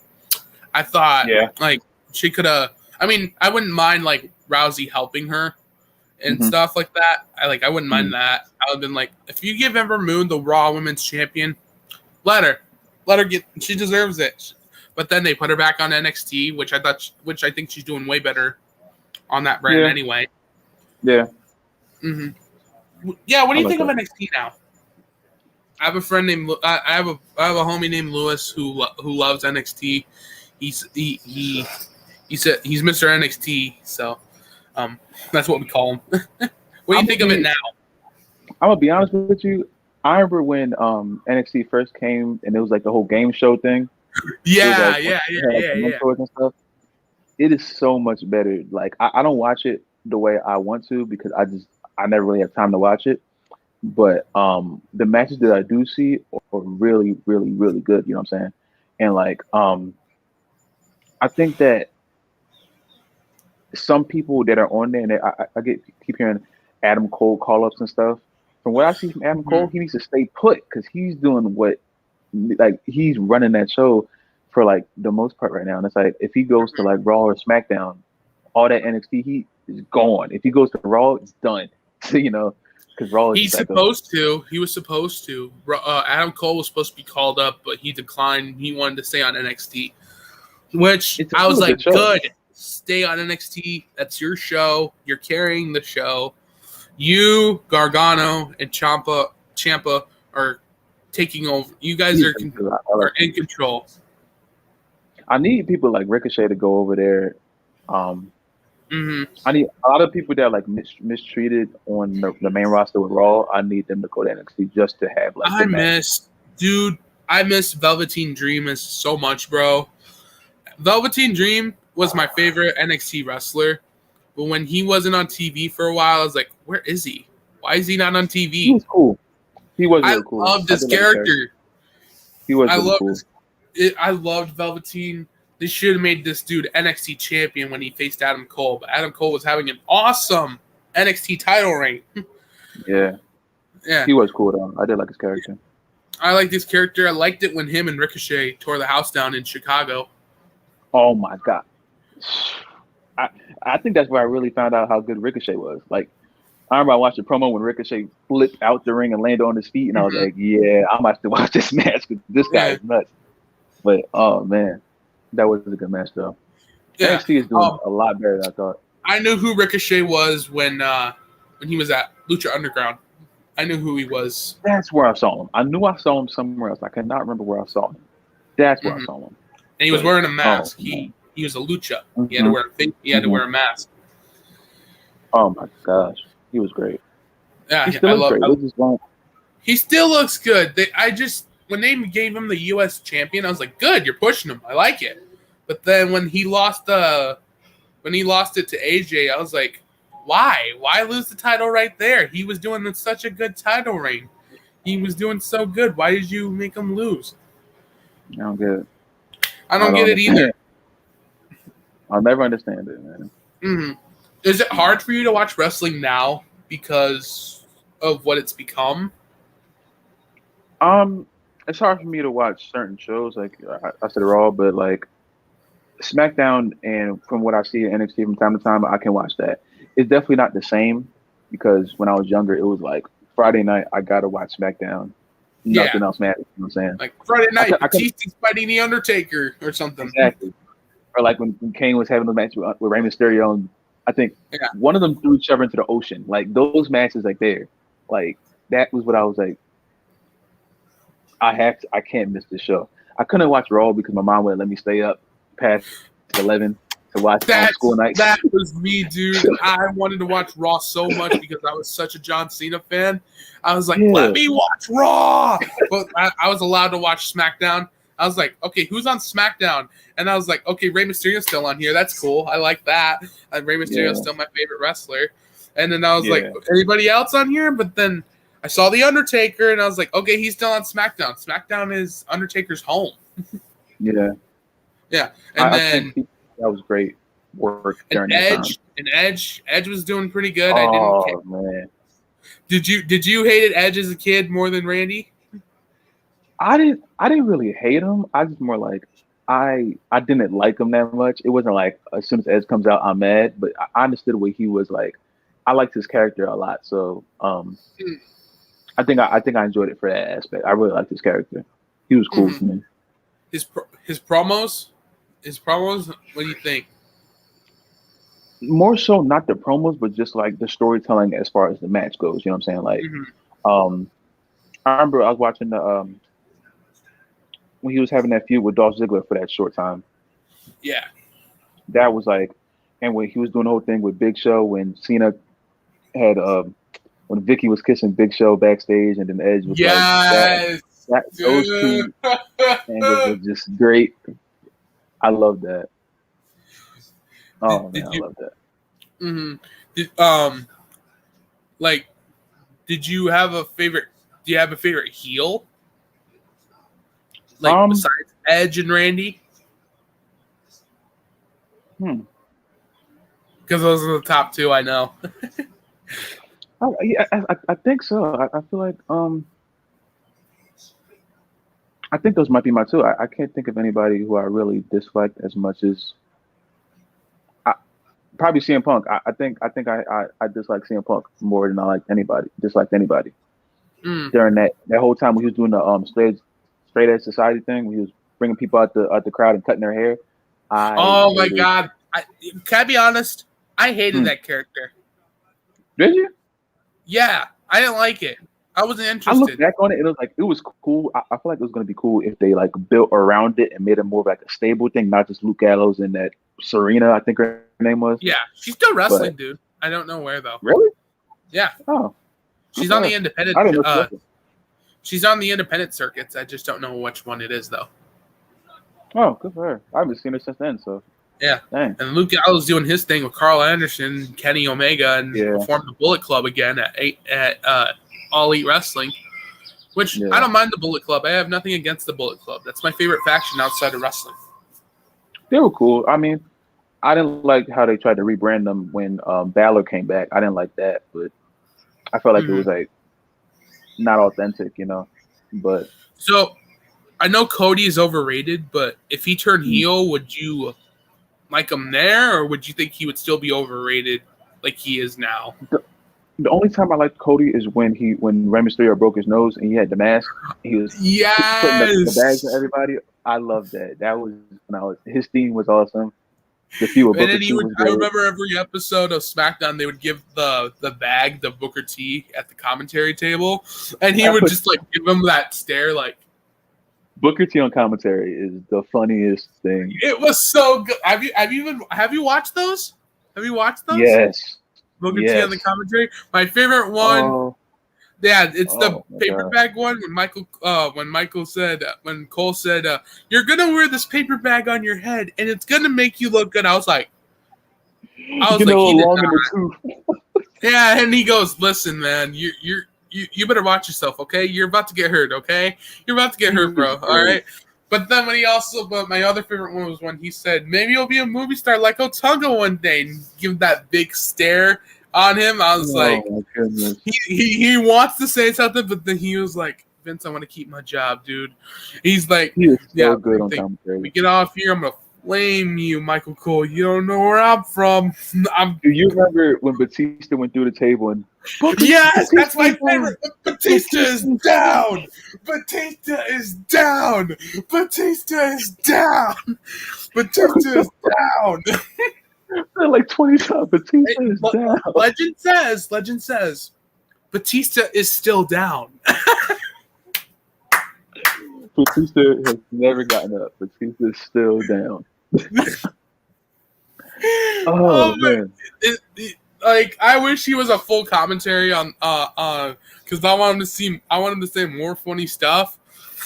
But I love that.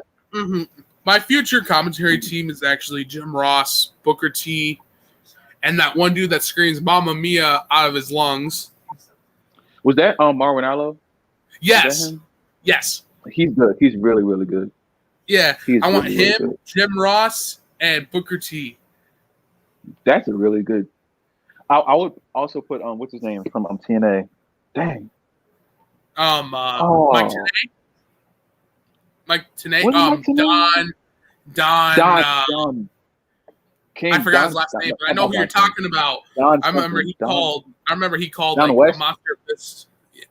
Is that it? Don White? I think it's Don West.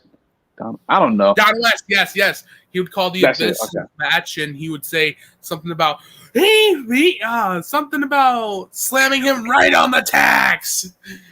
He was good. That match with AJ and Abyss at I think it was Lockdown 2005 or something. Yes. Abyss slammed the door on AJ's face. Oh my gosh. You start screaming. Oh my god. Yeah, like Joey Styles from ECW. Yeah. That's also that I would also add him too, because I would love. He was a crazy on ECW. But I wish they brought that back one last time. Bring back every ECW legend that you know that were there, and get Paul Heyman to run the whole show. Let him write the stuff. Let him do his business. Let them say whatever they want to say. Can't censor anything out. But I was like, we're still in the PG era. Remember, these are not the times for that. They cannot handle ECW back in. Yeah, the crowd would be so sensitive, and like can't handle that. They can't handle that. I love ECW, dude. Like, you have no idea. My favorite ECW wrestler is actually Sabu. Back when he was extreme, dude. He's the definition of extreme. I love him and Raven. Raven was like my favorite. Raven is an underrated heel. Thank you. A lot of people don't know who Raven is, and it's like he was amazing during even like the small TNA run. I asked people about Raven, they're like, "Who's that?" And I'm like, "Are you kidding me?" Like he was. Are you high? What are you smoking? When they brought him back for the when TNA tried to do the hardcore justice thing, and Raven was there too, I was so happy. He was doing great work then too. Oh man. My other favorite one was also New Jack. I love New Jack, but he was so crazy. Did you watch his I think it was Behind the Ring or something, that little documentary? Dark Side of the Ring, and he tossed the guy off of the thing. He almost killed him. He was some of that stuff was real. Some of that stuff on ECW was real, bro. Oh, you couldn't fake any of that stuff. He threw him off a balcony and like went through like 9 or I don't know how many tables that were in that ring, but he threw him down and like, dude.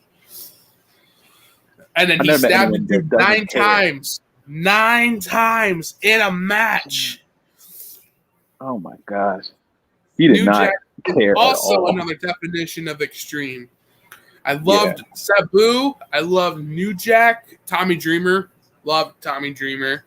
Do you remember when he had the fork on AJ's eye and he did like, he didn't gouge it? Oh but my God. It? Oh my God. I love that match. That match was ridiculous. But then then there was Rob Van Dam, of course. Rob Van Dam was so good. But then I also, my other favorite one was also Sandman. Very underrated. Very underrated as well. He was cool. Loved the Sandman. He had the beer. He had the kendo stick and everything. I was like, this guy's cool. I like him. And I was like, he has a little bit of a beer belly.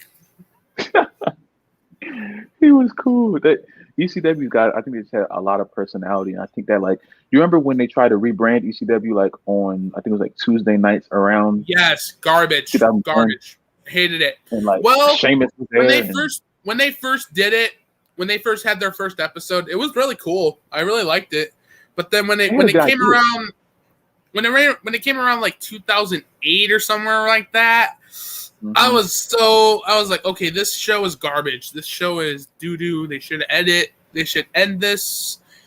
Like, it was cool that they brought it back around the Ruthless Aggression era. Just like, don't bring it back anymore now. Like, just let it be over. Let ECW put it to rest forever. You're always going to remember it. Always. ECW was just, man. ECW was wild, bro. I loved WCW too, but they had so many people that didn't want to put talent over.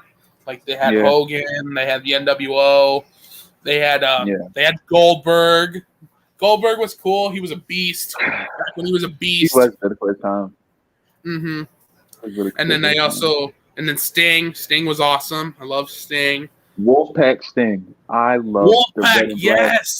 Yes. Oh, God. And then Eddie, of course. Eddie was in the mid card at ECW. The best. He was so cool. He was so good. He had the bad guy character, and then Rey Mysterio did the most awesomest moves that you never see anybody do. He was just trying stuff every week. I love Rey Mysterio. He was just trying stuff every week and seeing if it worked. He was great. And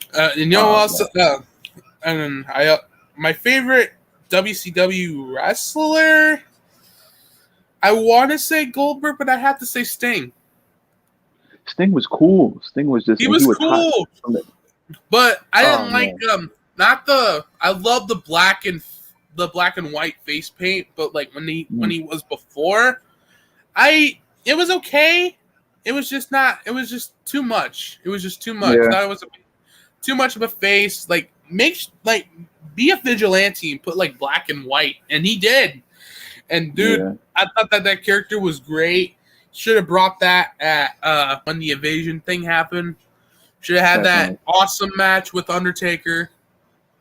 Could have saw that amazing match. Do you remember the terrible match? I forget what WrestleMania that was with Triple H, and Triple H won the match. It was like Sting's first match back. WrestleMania 31. That's it. Of course, and it was a WC. Yeah, it was okay. It was okay. They brought back DX and NWO. I was like, okay, that moment was cool. Just the match was just duped. I want Sting to win that so much. I don't understand why. Well, Vince with WCW wrestlers. That's true, but Goldberg keeps coming back every few months and winning the championship. It's like you got to be like, you got to make sense here. You can't just not put over Sting, but put over Goldberg 5 times. I love that they brought him back 4 years ago. I loved it. It was a good comeback. But can you just let this guy stay retired, please? They never will. They never will. He was a beast back then. He had a good comeback he had a good comeback 4 years ago. Just let the man we get it. You like seeing Goldberg, I get it. But I don't mind seeing him. Just can you just bring him back for like a Legends night? Let's say somebody's cutting a promo in the ring, like Sami Zayn.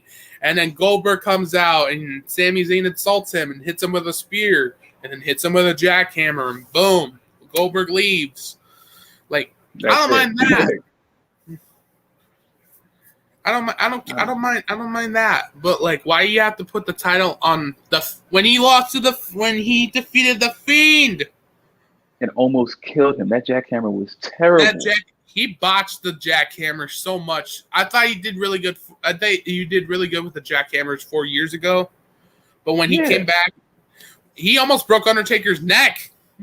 I was so scared in that match because he barely. Me too. Many times they tried to lift each other up and they kept falling, and I'm like, I think Undertaker tried to tombstone him or something, and it fell over 4 times in a row, and I'm like, why is this happening? Why are we watching this? Anybody that's watching. It's called a pay-per-view. It's a pay-per-view. It's called Don't Watch It. Please. Same thing with Brothers of Destruction and DX. Don't watch that. It's a pay-per-view called Do Not Watch It. Oh, my goodness. Sean even regretted coming out of retirement. I don't know why. I understand him getting Vince wanting the money for an international show, but if you're going to do Saudi Arabia, make sure the matches are good, or go to some place where Japan, where they're gonna make you put on good India. Matches. Why? I don't understand why they go to places and don't put on good matches. You're going to show what you can do here, and they just put those two. I don't know why I watched that show. We could have saw WrestleMania from the UK. WrestleMania in the UK. I think that would have been even better. UK. That would have been cool. That would have been so cool because the crowd at the UK, dude, they would have been nuts. They are wild. And then I know they don't I want to see them boo the heck out of Roman.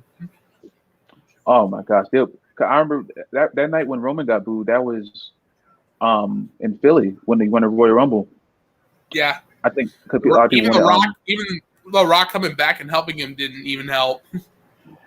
Oh man, that was I was not happy with that. That would have gotten. He wasn't ready at all. Daniel Bryan should have won that match. And I remember, I think, was that the year when Ray came back, or was that the year after? I feel like Ray was somewhere in there. Ray was. Ray in that Ray match? left about 2014 maybe, and then he left for independent shows, and he left for All In. He left for what else did he leave for? He left for Lucha Underground, and he stayed there for a little while. He put on good matches with Dark Pentagon. Yeah. And then Chavo was there. Yeah. Yeah. Yeah, Ray was gone. Batista was around. He had a couple good matches, and he quit. Not surprised. He should have stayed quit when Cena beat him over the limit. That should have been it right there. Batista coming back in 2014. They should have kept that a secret. I think they were just trying to get people to watch the show because I feel like the ratings were starting to tank then. So hey, we're gonna get Batista, come watch, and then it's I don't care anymore. It wasn't good. No, I feel like if they kept it a secret, then it would have been good. We could have saw a good match with him and Brock Lesnar at WrestleMania 30. He didn't need to win the Rumble. He had nothing to prove. And then I also remember you posted. I remember you posted a TikTok of people that won the Royal Rumble, and didn't compete it. I remember you did Vince McMahon. He's like, he didn't even face anybody. He won the Rumble. I totally forgot that Vince won the Rumble. I totally forgot. That was the same night when China was the first woman in the Rumble. Oh man, I totally forgot that. Dang. Wow. They will give a meaningless Royal Rumble to somebody. They will keep giving that to people. Oh man, bro. I wonder what they're gonna do now. I wonder if they're gonna, with this tribal chief stuff. I like it, but is it gonna stay long? The only thing I'm worried about is if Roman loses the championship whenever he does, what happens then? You know, I say lose it. I say lose it to Edge and then get it back. Lose it to Edge at SummerSlam, and then get it back around. I say maybe around TLC. Okay.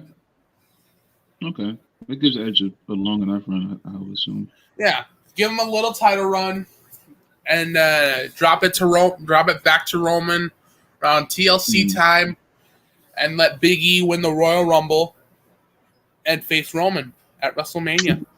You think they're gonna push him? I could see it, but okay. Here's the thing with Big E. He's still doing that feud with Apollo, and we're gonna see another Intercontinental Champion match. I don't care. It was Not okay. at all. I don't care, but but in all seriousness, yes, I do think they're gonna push him, just not right now because he's in a feud right now. I think that if you give him, I say maybe about right around Royal Rumble time next year, let him win the Rumble. I want to see him face Roman. No, I would like that. I just don't want the match. I know the Roman and Rock match is coming. I just don't want it to be for the championship because I know Rock is going to win that match, and I don't want Rock to be champion. I could agree more. I couldn't agree more. Rock coming back and facing Roman, that has to be his last match. Yeah, I would love to see that match. I just don't want Roman to lose the belt because it's like Rock has nothing to prove to get one last title run. No, he doesn't need it. You know, it's like me and Axel were talking about that on his podcast one time. He said we don't mind Roman and Rock go at it, just not for the title. Yeah, that's all I want. I would love to watch Roman and Rock go, and I don't care who wins. I just don't want. I say Rock puts him over and has that one final match. I don't know if Rock puts him. I don't know if Rock would do that. I know like the cousins and stuff, but it's like you don't think Rock would put Roman over? That's family though. But I don't know. I would want Rock to win just because I like Rock a lot more than I've ever liked Roman. So it's just like for me, I would just want Rock to win. But I mean, if Roman does win, then I guess that would be a good send off for Rock. But I mean, if I wouldn't mind Rock winning his one last final match, but the one thing I want to see is the promo and the build up. Rock would sell that match before it even happens. Okay, can you agree? Can you agree that The Rock sells the Stunner, the Stone Cold Stunner, better than anybody else? Right up there with Triple H. Like he got shot out of a cannon. He sells that Stunner. When Austin hit that Stunner on The Rock, when he flips over. Oh my god, that match was so good. And also, Rock is out of anybody else has the best sells when he gets hit by a Stunner, hands down, right? And Triple H. I think I remember you asked me this earlier. The Rock has the best promos. The Rock has the best promo. Can sell a match. I remember when you watched the once in a lifetime match with Cena. Yeah. He sold that. I watched his promos a lot. Rock, that whole build up was just killing them. It was hilarious. So good. Oh my gosh. It was a good match. It was a good build-up. Man. I want to see the fight again. Almost. My favorite part of building that build-up was the rap battle, and the rock concert in the same night. Oh my gosh, that's good Raw right there. That was good Raw right there. I loved it. That was my favorite, bro. I was like, when when Cena said something about, what was it? When he said this is about to sell off, and he said, so if Rock and Dwayne are the same person, I think y'all both are, Oh my god. I was like, this was so good. The pinwheel line, the peanuts line. Oh my gosh. The purple pinwheel. But when The Rock did that Rock concert on Cena that night, bro, I was bawling. Oh my gosh. But when he said something, when Rock said, what was it? One line when he said something about, what was it? This was so long, I can't even remember the build-up. Rock, I remember Rock said something about Cena's mom. Oh god, I wish I remembered. I'm trying to think now. He said so much in that concert. He was just saying whatever. Something about, you don't believe me? Ask Cena's mom. I was crying, bro. Oh my gosh, he's great. It was so good. That's a good Raw. That was a good Monday Night Raw. You can sell a match. If you can do anything else, you can sell a match. Man. Okay, so this is what Ric Flair said. He wants either John Cena or Randy Orton to beat his title reign. Like, Cena's at 16. If he gets one last title shot, which I don't think he should,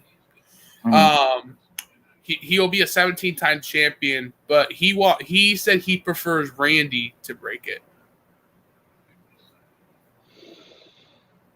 I want Cena. I want Cena to win.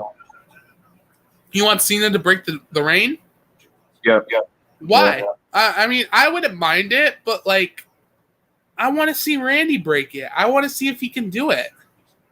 You know what ruined Randy for me? I would have said Randy only if he didn't win the championship during that whole Drew McIntyre thing. Yeah. If he didn't win the championship during that, I would have said that. That makes sense. Him winning that ruined all credibility. I don't want to see him no more.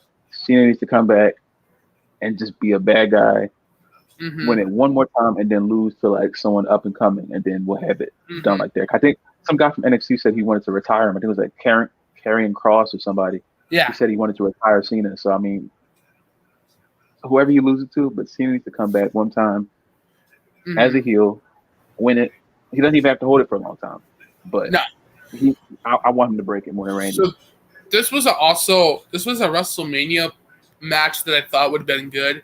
They kept that title on Randy. I know you didn't like it when he faced Drew and beat Drew for that title, but if Randy did beat Drew, if Randy kept a really good title reign, we saw John Cena around that time again. We'd have, I would see a title versus career match. If Randy Orton wins, John Cena has to retire. But if John Cena wins, he gets the champion. He gets his career still.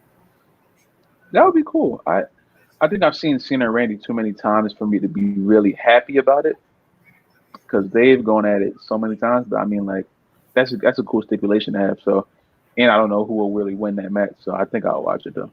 That does sound good.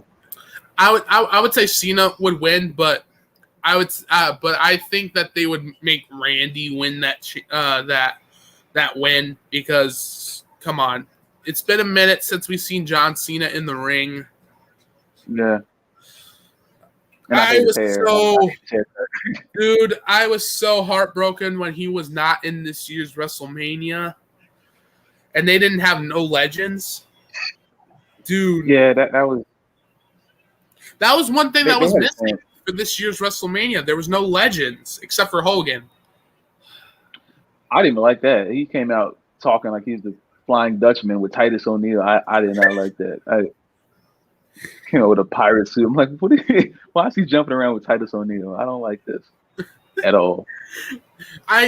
When they announced that he was going to be the host, I was like, you could have chose anybody, any legend to be the host. You could have chose Stone Cold Steve Austin.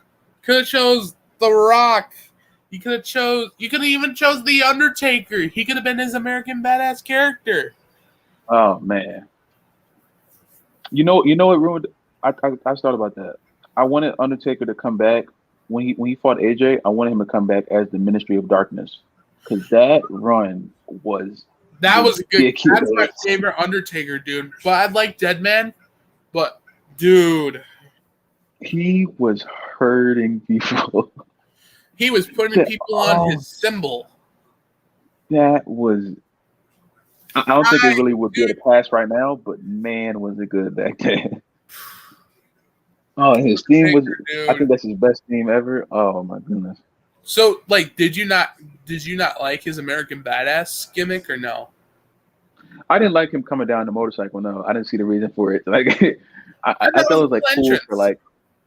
It was cool for like the time being, and I was like, all right, I want the Ministry back, because that once I saw that, I was like, yeah, this is what I want to see Undertaker as, if he's not the dead man like he usually is. You know what I'm saying? But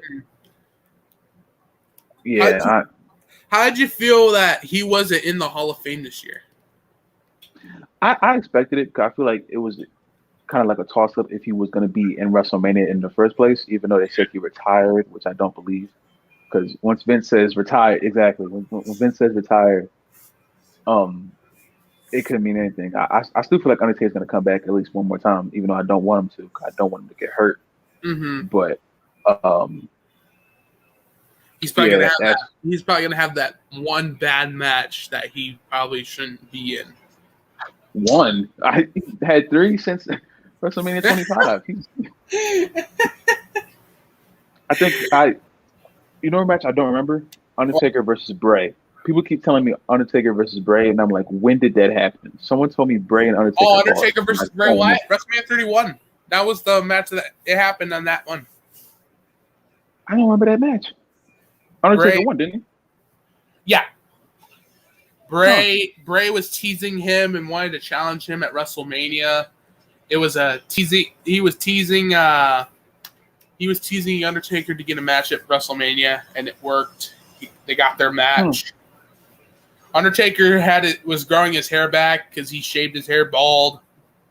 Yeah, I didn't like that for some reason, but when he cut his hair, yeah, I hated that. I didn't like it. I was like, why did he cut his hair?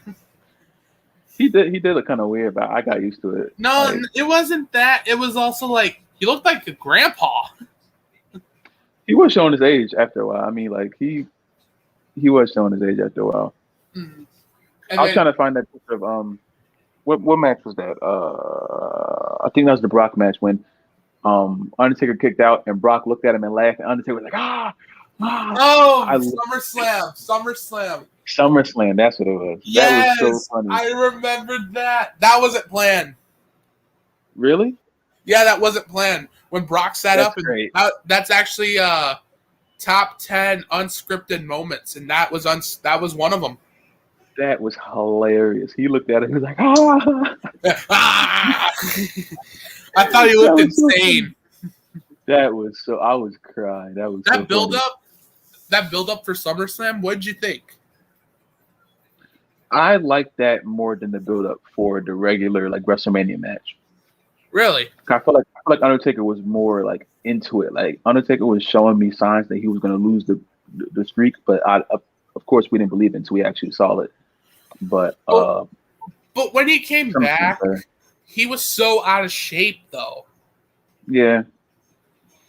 He was out of shape. He wasn't in the shape that he was at WrestleMania 30. I feel like once you're at that age, you can only be in like that in so much of a good shape. You know what I'm saying? Like after a while, you're going to show your age. But when he came back, I don't remember which one was it. WrestleMania 35. But when he came back the night after WrestleMania, dude, he looked shredded. He looked great in shape. I was like, put this guy in a match now. He's in good shape now.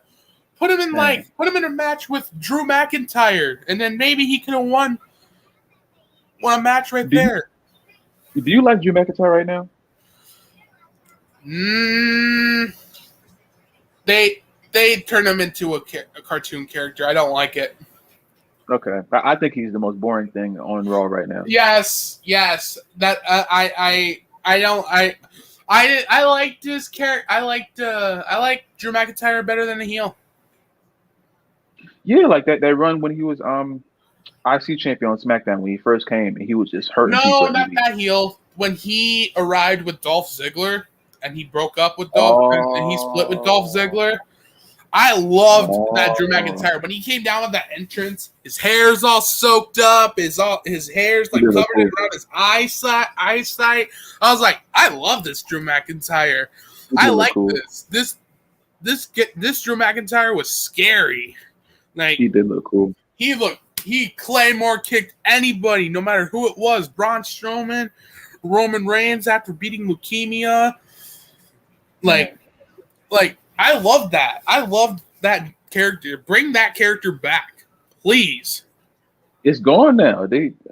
Another character ruined by the company. I know. He did so good with that character, and he could have been Universal Champion right there with that character. I think they made him too much of a baby face because like you can't go. I don't think they know how to keep a wrestler in the middle anymore. You know, like they're not too much like Smiley, but like a tweener. Yeah, it's like Lashley. I can't think of many people that are like that. Lashley too, but it's like Lashley bores me now too. I don't know what. Lashley's a tweener right now. He's not a heel. I don't see this man as a heel. You don't think so? He's more of a tweener. He's a little bit half and half. I don't watch Raw enough, so I really want to know. He does see him that from time to time. When he does that hurt lock. Do you find that disrespectful to Chris Masters? No, I think Chris Masters did better just because it was his move. But I think Bobby needs another finisher because he either has the spear that everyone uses, the hurt lock that Chris Masters move, and then he has that stupid elevated suplex, which doesn't seem like it should be a match ender. You know what I'm saying? But I don't know what it is about him either. Like he was cool when he came back, and it's like his move set is just boring. Oh man. Do you ever notice about Apollo? Do you ever notice about this? He used Kurt. I thought he was trying to be Kurt Angle because he used the German suplexes, and he used the friggin' angle slam on Big E. I was like, is this man trying to be Kurt Angle right now? I feel like I liked when Randy, for a time when Randy was hitting it, he was doing it for like a really, really short time. And I feel like if you can pull it off, go ahead. You know what I'm saying? But like Apollo doing it, he looked good. So I can't really say like I didn't like it because if he like messed it up, then maybe. But he looked good doing it. So I mean, you can't outdo it, Kurt Angle. I mean, what Apollo, what do you think of this gimmick? I hate this gimmick so much, dude. I would have liked it if they didn't put that stupid fake Black Panther accent on him. Like they told him watch Black Panther. I was like, all right, now you're gonna make this like we know that's not your voice. we know it's not a gimmick. I was thinking, oh, probably Vince was probably like, hey guys, do you remember when Kofi was Jamaican? Let's do that to Apollo. And then Kobe just forgot the accent after a while. I was like, no, he got called. Remember that one time he broke character and Triple H called him out for it? Yes. He says, aren't you supposed to be Jamaican? What happened to your accent? And then you could tell Cody Rhodes was in that. It was in the squad. You could tell Cody Rhodes was trying not to laugh. That was funny. Oh, He's like, man. "You're supposed to be Jamaican. What happened to your accent?" Hey, I don't blame Triple H. He called him out for it, and he broke character. And I was like, "Well done, Hunter. Well done. You caught this man breaking character." He put him on that stupid accent. I want to expect him to. And then, like, also people on Twitter, like the night he Apollo started talking like that, they were like, it's disrespectful to black people. I'm like, no, I don't think it's disrespectful. I think it's just stupid. Like, we heard you talk before. Mm-hmm. Like, people like, oh, you might be actually a Nigerian. Okay, that's cool, but you don't have to put a fake accent on him and then do this whole thing that wasn't there. Like, the accent sounds fake. We can hear it. Like, you know? Like, I know what you need. Cool. We need Apollo to have that Nigerian accent. It's gonna be some good shit. Oh my god. Okay. If he comes out every week talking like the Black Panther, I'm like, okay, stop it, please. I don't want to see this anymore, sir. I don't like this. I'm also like, okay, what did they put in Vince McMahon's applesauce to write that? He be just writing stuff on the paper and then just letting it go and say, all right, you got an accent now. Go do it. Ugh. Oh my god. Man. Well, guys, I'm gonna end it here. All right. Yeah. It's a good talk. This is fun. Yeah. Well, guys, like I said, I'm gonna end it right here. Really enjoyed having you on here, man. I'd love to have you on here again one day. Thanks for having me. I really appreciate it. I'm gonna let him do his stuff and go ahead, do whatever you want to say to the people. All I want to say is, we have TikTok. Follow me on TikTok. Follow my man right here. If you like wrestling, you know where to come. You know what I'm saying? I built up a really good, I built a really good community of people, and I meet people like him. So it's really. I didn't expect to ever find this from TikTok, so I really do appreciate this. Mm-hmm. But yeah, I mean, that's it, man. I hope you all stay safe out here. It's crazy, but that's it. All right, man. You take care. You stay safe, bro. You too, man. Thanks for having me. Really of course, bro. Yes, sir.